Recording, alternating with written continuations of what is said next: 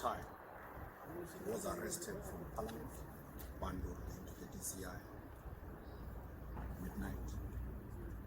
I went to them, and the allegation was that his chopper was used in cattle rustling. Illegally, the chopper was grounded. After a lot of investigation, it was found out that it is not his chopper that was involved in cattle rustling. His chopper was allowed to proceed to do business.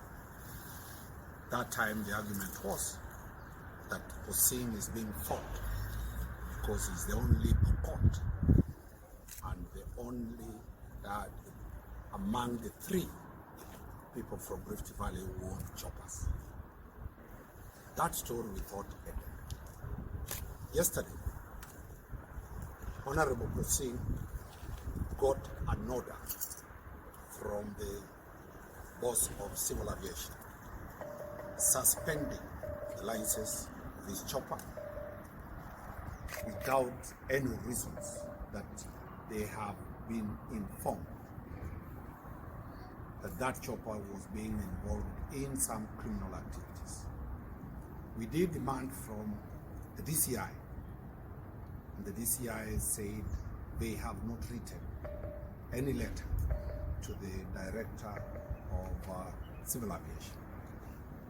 We moved to court today in the morning on two grounds. One, the tribunal that is supposed to determine this matter has never been constituted. It's not there.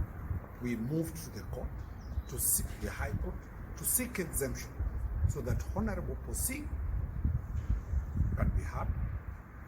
We produced evidence that tomorrow the chopper is supposed to carry UN agencies. There's a contract that starts tomorrow that is supposed to run for some 4 or 5 months. The court has agreed with us that this is political witch hunt, simply because Honorable Pkosing is in Azimio. We got orders to stay that decision, and the chopper shall now continue running and doing business. We shall be moving to get the director himself in person if it is proved that it was malice, it was vendetta, it was political witch hunt, it is forcing people who have a political stand to change that position. We respect the judiciary for that, and anybody who wants Pkosing to surrender the chopper to him, Honorable Pkosing has given us instructions that he's not ready to sell the chopper to anybody, neither is he ready to surrender it to anybody for free. He's a free citizen and he has a right, whether he's a Pokot, to own property in this country. It's a good day for the judiciary and the legal fraternity, because we celebrate the judiciary's efforts in upholding the rule of law, in that they've noted that due process has not been followed in preventing Honorable Pkosing's chopper. So we thank the court in preventing also the use of state agencies to settle political issues, and we hope that going forward the judiciary will always be a voice of reason in times like this when state agencies are used to settle political disputes. Thank you.